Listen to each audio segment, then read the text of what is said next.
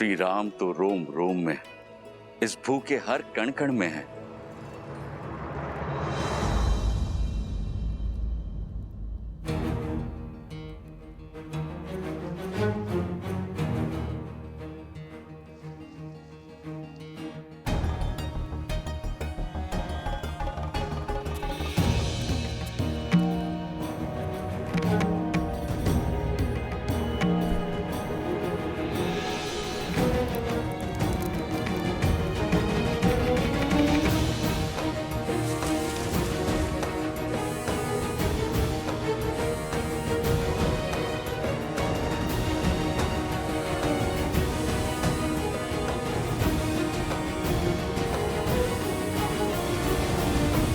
हनुमान, ये कैसी उद्दंडता है? तो क्या इन मोतियों के हृदय में भी प्रभु श्री राम है? विद्यावान गुणी अति चातुर, राम काज करिबे को आतुर, प्रभु चरित्र सुनबे को रसिया, राम लखन सीता मन बसिया, लाल देह लाली लस। इसमें तो नहीं है प्रभु श्री राम। वज्र देह दानव दलत, इसमें भी नहीं है प्रभु श्री राम।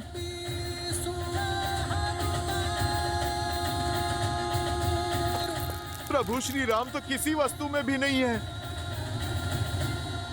प्रिय हनुमान, हृदय में श्री राम की छवि होने का अर्थ यह नहीं है कि सत्य में उनकी छवि वहां दिखाई दे। ये तो बस कहने भर की बात है। नहीं नहीं लक्ष्मण भैया, भक्ति में जो कहा जाता है वो सत्य में भी होता है।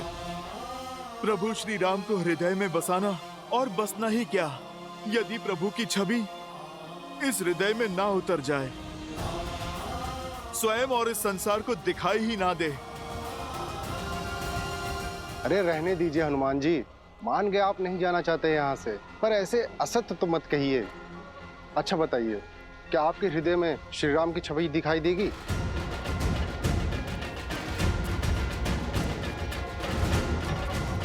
देगी, और यदि ना दिखाई दे तो हनुमान के लिए इस जीवन का, इस हृदय का कोई अर्थ नहीं। तो फिर सिद्ध करो।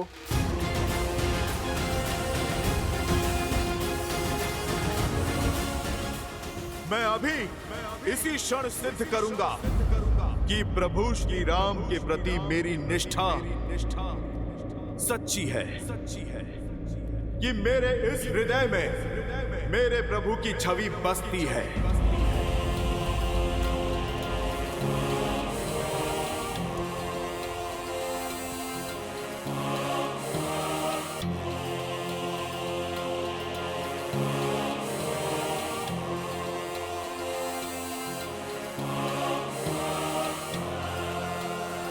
जय श्री राम।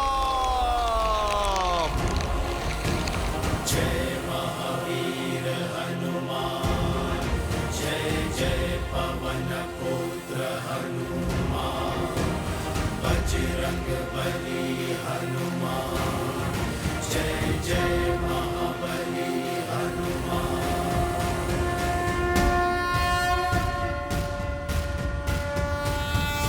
विद्यावान गुणी अति चातुर, राम काज करिबे को आतुर, प्रभु चरित्र सुनबे को रसिया, राम लखन सीता मन बसिया, लाल देह लाली लसै अरु धरि लाल लगूर, वज्र देह दानव दलत, जय जय जय कपीसुर हनुमान।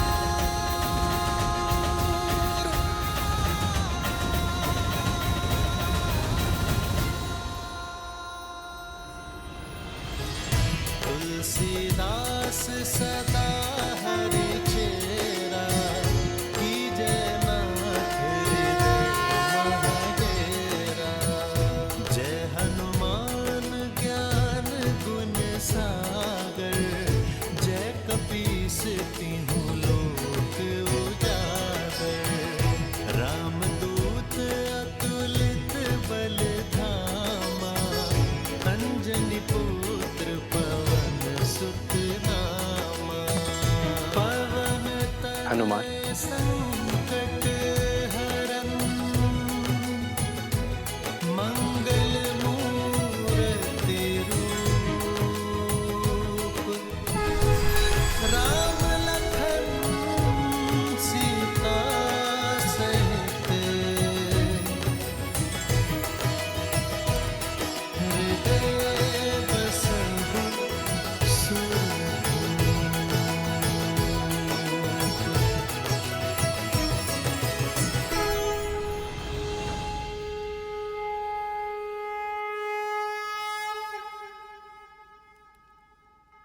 हनुमान ने उचित कहा मित्र।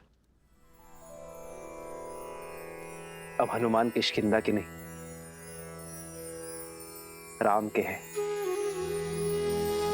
मेरे हैं, और आजीवन अयोध्या में ही रहेंगे।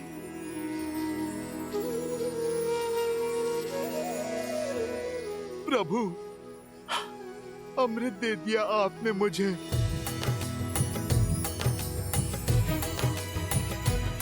श्री गुरु चरण सरोज रज निज मनु मुकुर सुधारे। हनुमान, तुम जैसा भक्त पाकर तो स्वयं भगवान भी धन्य हो जाते हैं। वचन दो, चाहे मैं श्री राम के साथ रहूं ना रहूं, तुम सदा श्री राम के साथ रहोगे।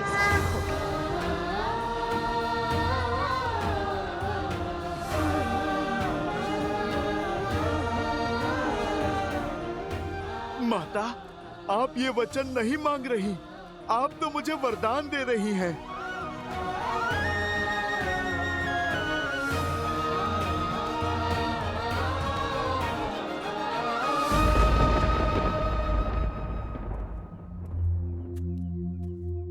मेरी पत्नी अब तक नहीं लौटी, कुछ पता नहीं कहाँ रह गई। क्यों चिंता करते हो मित्र वस्त्रक? रात बाढ़ आई थी, भारी वर्षा हुई थी। अरे फंस गई हो किसी कार्य में, या हो सकता है अपनी सखी के घर रुक गई हो। बात तो ठीक है बंधु, हो सकता है बाढ़ ने रोक दिया हो, क्योंकि होने को तो कुछ भी हो सकता है। अरे भाई, ऐसे मत देखो मुझे, मैं तो शास्त्रों की युक्ति बता रहा हूं। शास्त्रों में लिखा है कि मनुष्य स्वभाव से ही समाज के बनाए नियमों के विरुद्ध जाता है।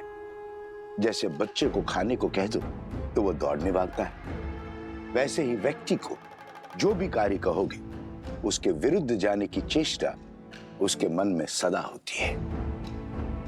क्योंकि मनुष्य बना तो माटी से ही, अब जहां स्वर्ण होता है वहां मलिनता भी होती है। इसलिए स्त्री हो या पुरुष, राजा हो या रंक, अवसर मिलते ही पाप की ओर दौड़ पड़ता है। अपने परिवार में पाप की संभावना को सबसे पहले पहचानना चाहिए। क्यों किसी भले व्यक्ति पे लांछन लगाते हो? अरे भैया, मैं तो स्वयं के वस्त्रों पर लांछन दुलवाने आया हूं। अब तुम्हें क्या बताऊं, आंखें बंद कर लेने से दिन में भी अंधकार हो जाता है। जब तक सामने है सब भले हैं।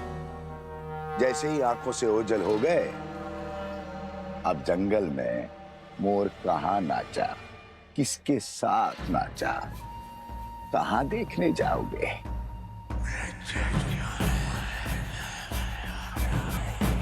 राम राज्य में ये कोई नई बात थोड़ी है। देखो भैया, मैं महारानी सीता पर जो महीनों रावण के पास रहकर आई है, उस पर कोई लांछन नहीं लगा रहा हूं। और ना ही मेरा इस वस्त्र की पत्नी से कोई बैर है। किंतु समाज में शुद्धि बनाए रखने का कार्य तो समाज को ही करना होगा, अन्यथा क्या होगा? किसके घर में किसकी संतान पल रही है, किसे पता होगा? अब अयोध्या के राज सिंहासन पर इक्ष्वाकु वंश का राजा है या किसे आभास होगा? छोड़ो भी। जब महारानी सीता जो महीनों पराए घर में रहकर आई, उसकी पवित्रता की सौगंध खाई जा रही है, तो इस बेचारे वस्त्र की पत्नी कैसे मलिन हो गई? वो तो सिर्फ एक रात से बाहर है। अयोध्या की बातें अयोध्या ही जाने।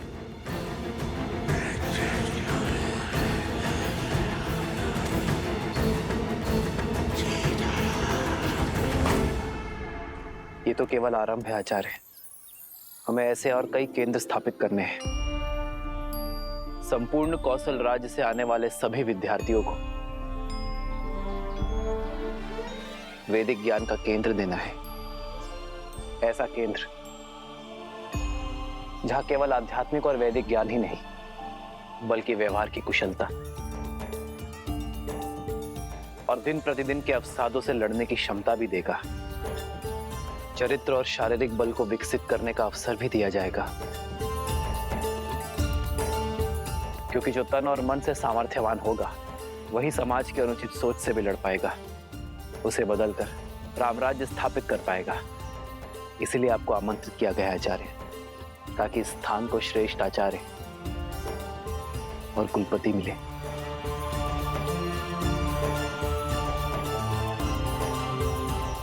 मैं शुक्ल यजुर्वैद्य हूँ। कृष्ण यजुर्वैद्य गुरु के गुरुकुल में कैसे पढ़ा सकता हूँ? मैंने इतने शास्त्र पढ़े हैं, 24 वर्षों तक अभ्यास किया है। मैं यहाँ शिक्षक बनने नहीं आया हूँ। यदि मैं कुलपति ना बना तो मैं अपनी सेवा ही नहीं दे पाऊंगा। सहस्त्र रावण अपने सहस्त्रों मुंह से तुम्हारे मंत्रियों और अधिकारियों में लोभ और लालच भर दूंगा। प्रजा के मन में अविश्वास और संघर्ष का बीज बो दूंगा।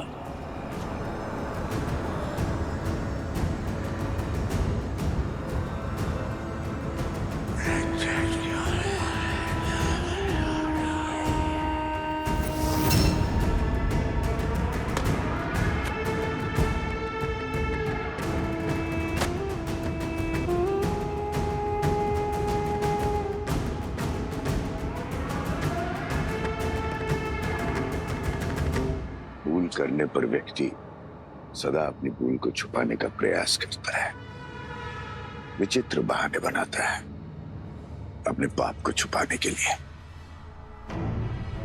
किंतु शब्दों से कभी विश्वास में आई दरार भरती है क्या? मूर्ख होते हैं वो लोग जो शब्दों पर विश्वास करके पाप को आगे बढ़ने का आश्रय देते हैं।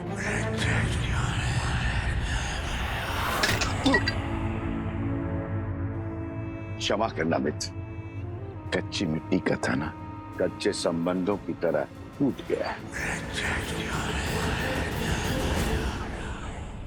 अरे वस्त्रक, अब चिंता छोड़ो। ये देखो मित्र, अरे आ गई तुम्हारी पत्नी।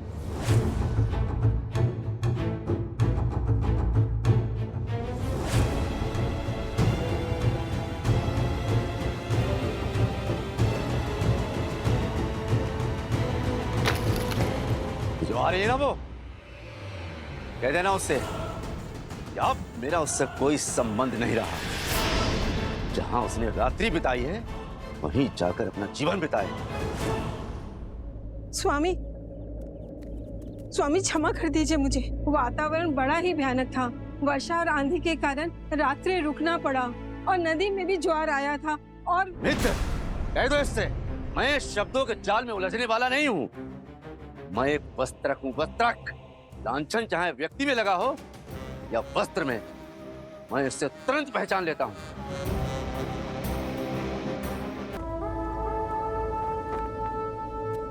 आचार्य, आपने सीता से कहा था कि शक्ति के विरुद्ध संस्कार से ही लड़ा जा सकता है।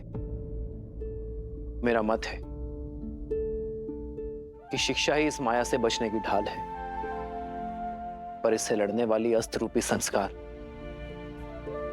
अयोध्या को कैसे दिया जाए? अभी तक ऐसे किसी ग्रंथ की रचना ही नहीं हुई है राम, जो ज्ञान से अधिक संस्कार और संस्कार प्राप्ति के सिद्धांत समाज को दिखा सके। तो इस समाज को शिक्षित करने का क्या मार्ग है गुरुवर? कर्तव्य निभाना। राजा का कर्तव्य सुरक्षा और सुशासन है। जब आप उसे उचित रूप से निभाएंगे तो समाज स्वयं ही शुद्ध चरित्र हो जाएगा। मुझे भीतर जाने दो, मुझे भीतर जाने दो। मुझे राजा राम जी से मिलना है, न्याय का गुहार लगाना है। मुझे अंदर जाने दो, मुझे अंदर जाने दो। राजा राम, ओ मेरे राजा राम, मेरा न्याय करिए। आपके दरबार में आई हूँ,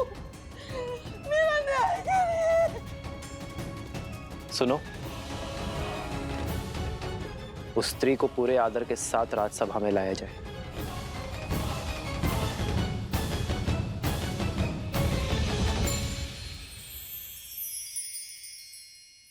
समय आ चुका है, खाओ, अन्यथा राम कहेगा कि मेरी पत्नी का ध्यान नहीं रखा। हाँ, कह सकती हो। पत्नी का ध्यान रखने का गुण उसे उसके पिता से जो मिला है। यदि आप क्रोधित ना हो तो आपसे एक बात पूछूं माता? क्या पिताश्री महाराज दशरथ भी आपका इतना ही ध्यान रखते थे? बताइए माताश्री। ध्यान ही नहीं रखते थे, सम्मान भी बहुत करते थे। कोई स्मरण बताइए ना माता। हाँ माता, बताइए ना। मेरे विवाह से पूर्व कुछ असुरों ने मुझे मायावी संदूक में बंद करके मत्स्य द्वीप में फेंक दिया था।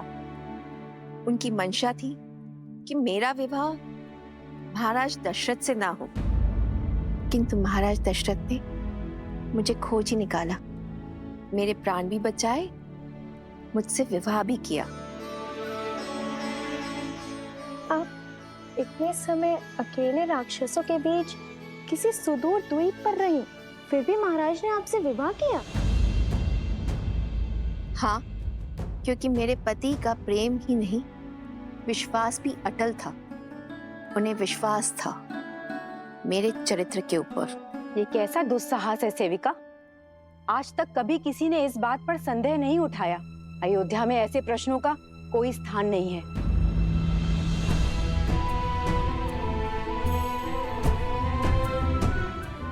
और एक बात, एक पत्नी के चरित्र का प्रमाण उसकी प्रतापी संतान होती है।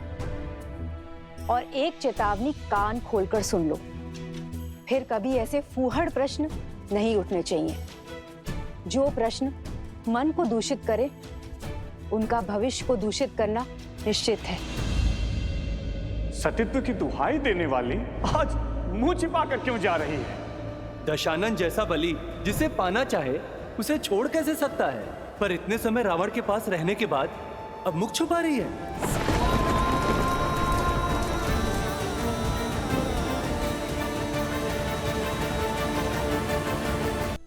महाराज, नदी में ज्वार आया हुआ था, नौका नहीं मिला, भयानक आंधी और वर्षा हो रही थी। इसी कारण मैं अंधकार के पूर्व घर न लौट सकी। सिर्फ इसीलिए मेरे पति ने मेरा बहिष्कार कर दिया। पूरी रात मैं बिना खाए पिए तट पर बैठी रही, और मेरे पति का कहना है कि मैं नाव चला के स्वयं क्यों नहीं चली आई, खाली मटके के सहारे नदी पार क्यों नहीं कर ली, या मैं डूबकर मर क्यों नहीं गई। महाराज, मैं उनका संदेह कैसे दूर करूं, कैसे सिद्ध करूं कि इनके अतिरिक्त मेरे इस मन में किसी और का स्थान है ही नहीं। एक नारी के लिए इससे बड़ा लालचन और कुछ नहीं है महाराज। मैं जानती हूँ आत्महत्या से बड़ा और कोई पाप नहीं। मैं वही पाप यहाँ करने आई हूँ महाराज। चयन आपको करना है महाराज। या तो आप न्याय कीजिए, या तो फिर मुझे आत्महत्या करने की अनुमति दीजिए महाराज, अनुमति दीजिए।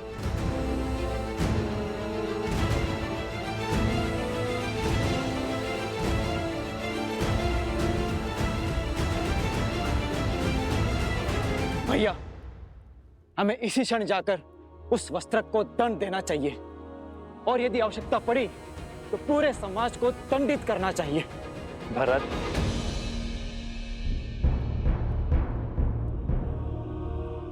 अपने सत्य का कोई साक्षी है आपके पास? हाँ महाराज, है एक साक्षी।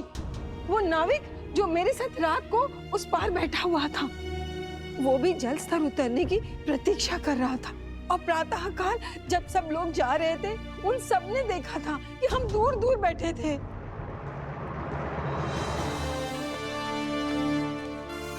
उस नाविक को दरबार में प्रस्तुत किया जाए। कौवे के घोंसले में अंडे किसके हैं?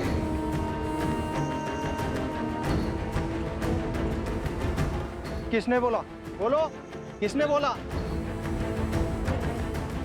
तुम्हारे मंत्रियों और अधिकारियों में लोभ और लालच भर दूंगा। प्रजा के मन में अविश्वास और संघर्ष का बीज बो दूंगा।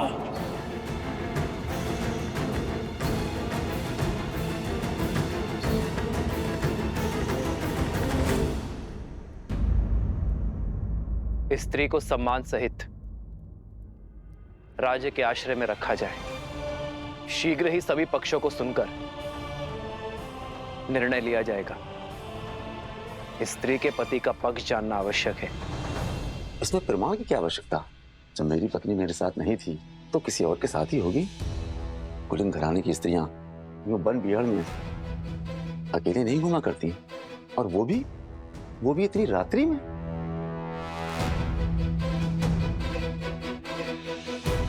राजकुमार, राजमहल में घटनाएं छुपाना सरल है, क्योंकि भय के मारे वहां कोई कुछ नहीं बोल सकता। परंतु हम सब साधारण लोग हैं, हमारे जीवन की घटनाएं नहीं छिपती। राजा से कोई प्रश्न नहीं पूछ सकता, पर हम पर उंगलियां तुरंत उठ जाती हैं। दुष्ट! तुम्हारा दुस्साहस कैसे हुआ? तुम कहना क्या चाहते हो? देखा ना राजकुमार, राजमहल के विषय में प्रश्न हो तो ये प्रतिकार मिलता है आपके द्वारा। देखा गांव वालों, ये अन्याय है।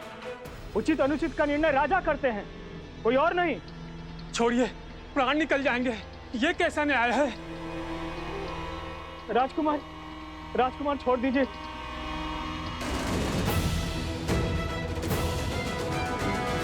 मैं आप सबसे क्षमा मांगता हूं, मैं आवेश में आ गया था। पर आपका पक्ष राजा राम ही देखेंगे। आपका पक्ष सुनकर ही निर्णय किया जाएगा।